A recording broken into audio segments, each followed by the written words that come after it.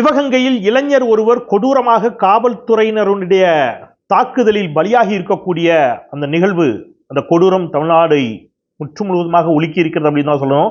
இதை குறித்து தான் நாம் இன்னைக்கு இந்த வீடியோவில் பேச இருக்கின்றோம். என்ன செய்து கொண்டிருக்கிறார் தமிழ்நாடு முதலமைச்சர் என்ற குரல்கள் ஆங்காங்கே எதிர்க்கட்சிகளால் எழத் தொடங்கி இருக்கின்றன. சமூக வலைதளங்களில் அந்த கேள்விகள் எல்லாம் ஒலிக்க தொடங்கி இருக்கின்றன.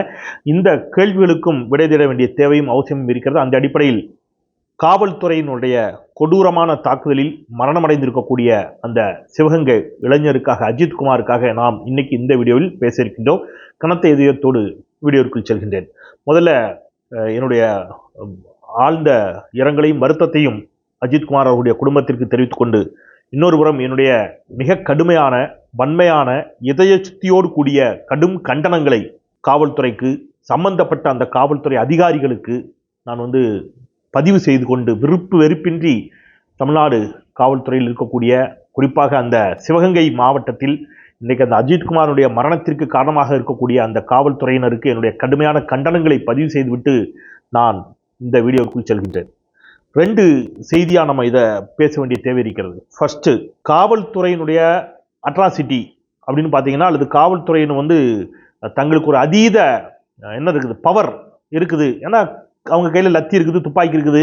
அப்படி வருகின்ற பொழுது இந்த ஆட்சி அந்த ஆட்சின்னு இல்லை, எந்த ஆட்சியாக இருந்தாலும் காவல்துறையில் இருக்கக்கூடிய ஒரு சிலருக்கு அல்லது மிகச்சிலருக்கு, எப்படி வேணாலும் எடுத்துங்க, பர்சன்டேஜ் நீங்கள் முடிவு பண்ணிக்கங்க, அவங்களுக்கு ஒரு தங்களுக்கு ஒரு கட்டற்ற அதிகாரமும் சுதந்திரமும் இருப்பதாக ஒரு எண்ணம் இருப்பது உண்மை. அந்த எண்ணத்தோடு அவர்கள் எளிய மக்களை அவங்க தாக்குவது அப்படிங்கிறது எல்லா ஆட்சி காலத்திலும் நடக்கக்கூடிய ஒரு கொடூரமாகத்தான் இருக்கிறது. இது தடுக்கப்பட வேண்டும். காவல்துறையினுடைய அதிகாரங்கள் வரையறைப்படுத்தப்பட வேண்டும் அப்படிங்கிற குரல்கள் தொடர்ந்து மனித உரிமை ஆர்வலர்கள் தரப்புல வருது. அது 100 விழுக்காடு ஏற்புடையது, அதுல மாற்று கருத்தே இல்லை. ஸோ அந்த அடிப்படையில் இன்னைக்கு நடந்திருக்கக்கூடிய இந்த நிகழ்வு அப்படிங்கிறது ஒட்டுமொத்தமாக இந்த காவல்துறையினுடைய அதிகாரம் அப்படிங்கிறதுக்குள்ள அது என்னவா பண்ணி வச்சிருக்குது இன்னொரு இளைஞரை அப்படிங்கிற கேள்வியிலிருந்து எழுப்ப வேண்டிய கேள்வி. ரைட். இப்போ இதுல இணையத்துல ரொம்ப மலினமான அரசியலை சிலர் முன்னெடுக்கிறார்கள். அது என்ன மலினமான அரசியல் அப்படின்னு கேட்டீங்கன்னா, அந்த கொல்லப்பட்ட இளைஞருக்கு அவர் தலித் சமூகத்தை சேர்ந்தவர் அப்படின்னு திடீர்னு ஒரு தரப்பு, ஒரு இளைஞர் எந்த சமூகத்தை சேர்ந்தவனாக இருந்தாலும் அவன் காவல்துறையினரால் இப்படி கொடூரமாக அடித்து அதனால் மரணம் ஏற்படுகிறது அப்படின்னு சொன்னால் அது கண்டிக்கத்தக்கது. இதை பயன்படுத்தி ஒரு அரசியல் செய்வதற்கு சிலர் நினைப்பது அப்படிங்கிறது ரொம்ப வெட்கப்பட வேண்டிய, வேதனைப்பட வேண்டிய ஒன்று. இன்னொரு பக்கம் அந்த இளைஞர் தலித் சமூகத்தை சேர்ந்த இளைஞரும் இல்லை, அது ஒரு பக்கம். 2வது, அஇஅதிமுக ஆட்சி காலத்தில் நடந்ததே அப்படின்னு சொல்லி இதை நியாயப்படுத்த முயற்சிக்கிறார்கள் அப்படிங்கிற குரல்கள் எழுகிறது. அது நியாயமான கேள்விதான். அதிமுக ஆட்சி காலத்தில் நடந்துச்சு அப்படின்னு சொன்னா அப்போ திமுக ஆட்சி காலத்தில் நடக்கணுமா அப்படிங்கிற கேள்வியில எனக்கும் முழு உடன்பாடு உண்டு. அதை சொல்லி எஸ்கேப் ஆகுது அப்படிங்கிறது ஏற்புடையது அல்ல. அதே சமயத்துல அஇஅதிமுக ஆட்சி காலத்துல சாத்தான்குளத்தில் ஜெயராஜ் பென்னிக்ஸ் கொடூரமாக அடித்துக் கொல்லப்பட்ட போது, காவல்துறையால் அடித்துக் கொல்லப்பட்ட போது, அன்றைக்கு இருந்த முதலமைச்சர் எடப்பாடி பழனிசாமி என்ன செய்தார் அப்படிங்கிறதையும், இன்றைக்கு தமிழ்நாடு முதலமைச்சர் ஸ்டாலின் என்ன செய்கிறார் என்பதையும் விருப்பு வெறுப்பின்றி திறந்த மனதோடு பேசணும்னு நினைத்தால் அது நியாயமா இருக்கும். அன்றைக்கு எடப்பாடி பழனிசாமி அவர்கள் என்ன சொன்னார்? இந்த தாக்குதலில் அந்த இளைஞன் சாகல, ஜெயராஜும் பென்னிக்ஸும் இந்த தாக்குதலால் சாகவில்லை, அவங்களுக்கு நெஞ்சு வலி இருந்துச்சு, நெஞ்சு வலியில செத்தாங்க அப்படின்னு சொன்னார். அவங்க மாரடைப்பால் இறந்தாங்க அப்படின்னு சொன்னார். காவல்துறை அதிகாரிகளை காப்பாற்றுவதற்கு அன்றைக்கு அந்த அரசு முயற்சி செய்தது. எடப்பாடி பழனிசாமி தலைமையிலான அரசு முயற்சி செய்தது. நல்லா புரிஞ்சுக்க. என்ன பண்ணுச்சு எடப்பாடி அரசு? கடும் போராட்டம். சாத்தான்குளத்தில் மக்களை திரட்டி, கொரோனா தடை பேரிடர் காலத்திலேயும் மக்கள் தங்கள் உயிரையும் துச்சமென மதித்து ஜெயராஜுக்காகவும் பென்னிக்ஸாகவும் களத்தில் இறங்கி ஒரு பெரும் போராட்டத்தை செய்த பிறகு வேறு வழியே இன்றி நீங்க என்ன பண்ணீங்கன்னா, ஒரு நீதிபதியை இது குறித்து விசாரிப்பதற்கு அங்க நீதிமன்றம் அனுப்புகிறது. அந்த நீதிபதி போயிட்டு அங்க என்ன சொன்னாரு? காவல்துறையினர், சம்பந்தப்பட்ட காவல்துறையினர் தனக்கு விசாரணைக்கு ஒத்துழைப்பு தர மறுக்கிறார்கள், தன்னை மிரட்டுவது போல் நடந்து கொள்கிறார்கள் அப்படின்னு அவர் சொன்னார். அங்கிருந்த சிசிடிவி கேமராக்கள், அந்த சிசிடிவி ஆதாரங்கள் வேக வேகமாக அன்றைக்கு இருந்த எடப்பாடி பழனிசாமி அரசுடைய காவல்துறையால் அளிக்கப்பட்டுச்சு. அப்போ ஒரு பெரும் போராட்டத்திற்கு பிறகுதான் அன்றைக்கு அந்த காவல்துறை அதிகாரிகளின் மீது நடவடிக்கை எடுப்பதற்கே அந்த அரசு ஒரு ஸ்டெப் வர்றதுக்கு அவ்வளவு யோசிச்சது. எதை கொண்டும் இந்த உயிரை ஈடுகள் செய்ய முடியாது. அஜித்குமாருடைய உயிரை நீங்க எதை கொடுத்தாலும் திருப்பி வாங்க முடியாது. அது கொடூரம், அதில் எனக்கு மாற்று கருத்து இல்லை. ஆனால் கண்டிப்பது, காவல்துறையினுடைய அராஜகங்களை கண்டிப்பது என்பது வேறு, அரசினுடைய போதாமைகளை, அரசினுடைய தவறுகளை சுட்டிக்காட்டுவது என்பது வேறு, அரசின் மீது வன்மத்தை கக்குவது அப்படிங்கிறது வேறு.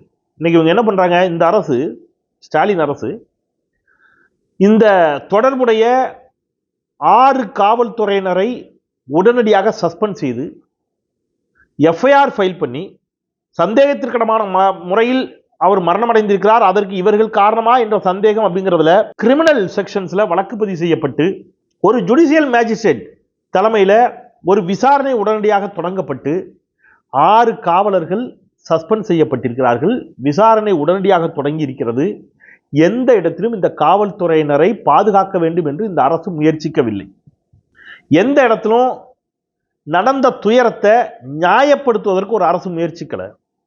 அப்ப சம்பந்தப்பட்ட காவல்துறையினர் சஸ்பெண்ட் செய்யப்பட்டு விசாரணைக்கு உட்படுத்தப்பட்டு நீதித்துறை நடுவர் மன்ற நீதிபதி ஒருவரும் இதுக்குள்ள என்ன செய்றாரு, இந்த விசாரணையை தொடங்கி இந்த வழக்கு உடனடியாக சிபிசிஐடிக்கு மாற்றப்பட்டு இவ்வளவுத்தையும் ஒரு அரசு முன்னெடுக்கிறது. ஆனா இணையத்தில் என்ன நடக்குது, ஒரு சாதியம் சார்ந்த ஒரு மோதலை உருவாக்குவதற்கு இவர் ஒரு சமூகம், அந்த காவல்துறையினர் வேறு ஒரு சமூகம் என்று காவல்துறையினருக்கு ஒரு சாதிய பார்வை புகுத்தப்பட்டு அப்படிலாம் நான் இணையத்தில் பதிவு பார்த்தேன். ரொம்ப கஷ்டமா இருந்துச்சு. இது காவல்துறையினுடைய அட்ராசிட்டி. இதை சாதிய மோதலாக மாற்றுவதற்கு ஒரு குரூப் ட்ரை பண்ணுது. நான் திருப்பி சொல்றேன், அரசை கேள்வி கேட்பது என்பது வேறு. நீங்க முதலமைச்சர் நோக்கி கேள்வி கண்டிப்பா எழுப்பணும், அதுல மாற்று கருத்தே இல்லை. ஆனா இதை எப்படி மடைமாற்றுவதற்கு முயற்சிக்கிறாங்க அப்படிங்கிறதா வேதனையா இருக்கு. ஒரு அரசு நீங்க இந்த விஷயம் இல்லை, இப்ப நீங்க செலக்டிவா ஒரு விஷயத்தை பேசுறாங்கல்ல, நான் 100 விழுக்காடு இதை கண்டிக்கிறேன், அரசு இதற்கு பொறுப்பேற்க வேண்டும் என்று விருப்பு வெறுப்பற்று சொல்கிறேன், முதலமைச்சர் இதற்கு பொறுப்பேற்க வேண்டும் என்று விருப்பு வெறுப்பின்றி சொல்கிறேன். எஸ், இதை நான் இதே மாதிரியான அட்ராசிட்டிஸ்க்கு நான் பேசியிருக்கேன். ஆனா அண்ணா பல்கலைக்கழக மாணவி விவகாரத்திற்கு கொதித்தெழுந்த திரு விஜய் அவர்களோ, தாவேகாவோ, அஇஅதிமுகவோ, பாஜகவோ ஐஐடியில இப்போ ஒரு மாணவி பாலியல் ரீதியாக தொல்லைக்குட்படுத்தப்பட்டிருக்கிறார், அது குறித்து பேச மறுக்கிறார்கள். அதுக்கு ஒரு ட்வீட் கூட போடல விஜய் தரப்புல, ஒரு கண்டனம் கூட இல்லை. பாஜக கண்டிக்கல, அதிமுக கண்டிக்கல, தாவேகாவும் கண்டிக்கல, சீமானும் கண்டிக்கல. இவங்க இஷ்யூஸை எப்படி செலக்டிவா எடுக்கிறாங்க அப்படிங்கிறது இருக்குல்ல, அது ரொம்ப ஆபத்தானது. அவர்களுக்கு தேவையான ஒரு பிரச்சனையை அவங்க எப்படி அணுகிறாங்க, திமுக என்று வருகின்ற பொழுது அவங்க அந்த பிரச்சனை எப்படி அணுகிறாங்க அப்படிங்கிறது அபாயகரமானது. சமீபத்தில் நீங்க ஒன்றிய அரசு விவசாயிகள் விவசாயத்திற்காக பயன்படுத்துவதற்கு எடுக்கும் நீருக்கும் இனி கட்டணம் செலுத்த வேண்டும், அது குறித்து ஒன்றிய அரசு பரிசீலிக்கிறது அப்படின்னு ஒன்றிய வேளாண் அமைச்சர் சொல்லுகிறார். அப்படின்னா என்ன அர்த்தம், நீங்க நிலத்தடியில போர் போட்டு தண்ணி எடுத்து விவசாயத்துக்கு பயன்படுத்தினா கூட அதுக்கு நீங்க என்ன செய்யணும், தண்ணிக்கு கட்டணம் செலுத்த வேண்டும். இதை இன்னைக்கு சொல்லல, நான் 6-7 வருஷத்துக்கு முன்னாடி சொன்னேன், இதை பதிவு பண்ணியிருந்தேன்.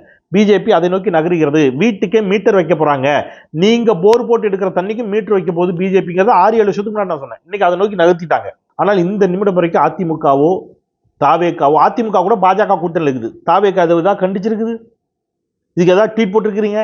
நான் திருப்பியும் சொல்றேன், இந்த சிவகங்கை மாவட்டத்தில் ஏற்பட்டிருக்கக்கூடிய இந்த மரணத்திற்கு, காவல்துறை மரணத்திற்கு காவல்துறை உயரதிகாரிகள், முதலமைச்சர், இந்த அரசு எல்லோரும் பொறுப்பேற்க வேண்டும் என்று விருப்பு வெறுப்பின்றி என்னால் சொல்ல முடிகிறது.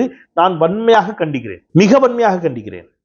ஆனா நீங்க என்ன பண்றீங்க அப்படிங்கிறது இருக்குல்ல, உங்களுக்கு என்ன தார்மீக உரிமை இருக்கிறது நான் கேட்கிறேன். இதை எதையுமே நான் கேட்க மாட்டேன், நான் வெயிட் பண்ணிக்கிட்டே இருப்பேன். திமுகவுக்கு ஏதாவது ஒண்ணுனா மட்டும்தான் நான் கேட்பேன், கண்டிப்பேன் அப்படிங்கிற போக்கு ஆபத்தான போக்கு. நீங்க எவ்வளவு தூரம் இந்த சொசைட்டியை இவங்க பால்படுத்தி சீர்கெட்டு போக வைத்திருக்கிறார்கள் அப்படிங்கன்னு பார்த்தீங்கன்னா எனக்கு ரொம்ப அதிர்ச்சியா இருந்துச்சு. நான் ஒரு செய்தி வாசிக்கிறேன் பாருங்க. நீங்க ஆர்கனைசர் பத்திரிகை யாரோடன்னு உங்களுக்கு தெரியும் சரியா, அது ஆர்எஸ்எஸ்னுடைய ஆதரவு பத்திரிகை, ரைட்? அந்த ஆர்கனைசர் பத்திரிகையில ஒரு செய்தி எழுதுறாங்க. என்ன எழுதுறாங்க, இப்ப சமீபத்தில் ஒரு கோவில்ல அர்ச்சகர்கள் குத்தாட்டம் போட்டாங்க, அவங்க வீட்டில் குத்தாட்டம் போட்டாங்க. கோயிலில் திருநீரை எடுத்து அங்கே பக்தர்கள் மூஞ்சிலெல்லாம் விட்டெறிஞ்சாங்க. அந்த வீடியோ வைரல் ஆச்சு. ஆர்கனைசர் பத்திரிகை எழுதுது, in Tamil Nadu temple 4 DMK trained pujaris, திமுக பயிற்சி பெற்ற பூஜாரிகளாம், accused of drunken misbehaviour, sexual misconduct. நீங்க அது எப்படி திமுக பயிற்சி கொடுத்த பூஜாரிகள்னு ஒரு பூஜாரிய, அப்ப இப்போ இவர்கள் பார்ப்பனர்கள் சொல்லிடக்கூடாதான். திமுகவிடம் திமுக பயிற்சி கொடுத்துச்சு, அறிவாலயத்தில் பயிற்சி நடந்துச்சு.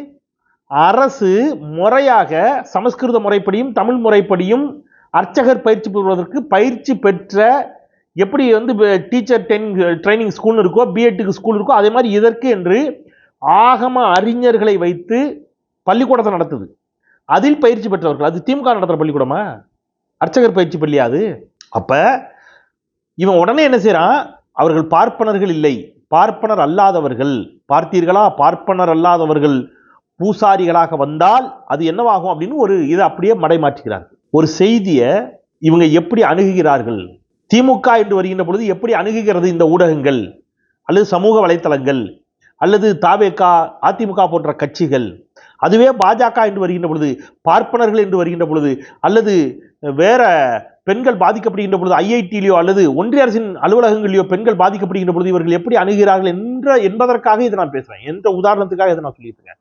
திருப்பியும் ஒரு தவறை நியாயப்படுத்துறதுக்காக இதை பேசுவேன். சிவகங்கையில் நடைபெற்றது மன்னிக்கவே முடியாத குற்றம், மிகப்பெரிய அட்ராசிட்டி. வயிறு எரியுது. அந்த அந்த சகோதரியும் அவங்களுடைய உறவினர்களும் அவருடைய சகோதரர்களும் பேசுகின்ற பொழுது உள்ளபடியே நெஞ்சம் பதபதைக்கிறது. நாளைக்கு இந்த நிலைமை நம்ம வீட்டில் யாருக்கு வந்தாலும் நம்ம துடிப்போம். அரசை நோக்கி கண்டனம் எழுப்பது, கண்டிப்பது, இது எல்லாமே வரவேற்கக்கூடியது. ஆனா ஒரு நாள் முன்னாடி வேற ஒண்ணு நடக்கல, அதுக்கு மொத்த பேர் ஏன் சைலண்டா இருக்கிறீங்க? அப்ப மக்கள் விருப்பு வெறுப்பின்றி இதை புரிந்து கொள்ளுங்கள். நடவடிக்கை எடுத்த ஒன்றுக்கு இவ்வளவு கோபப்படுற நீங்க, நடவடிக்கையே எடுக்க மறுக்கின்ற ஒன்றிய அரசையும் நடவடிக்கையே எடுக்காத எடப்பாடி பழனிசாமியும் கேள்வி கேட்க மறுக்கிறீர்களே. அப்போ உங்களுடைய பாகுபாடான மனநிலை எதை காட்டுகிறது என்றால், உங்களுக்கு பாதிக்கப்பட்டவர்களுக்கு நீதி கிடைக்க வேண்டும் என்பதல்ல உங்கள் நோக்கம்.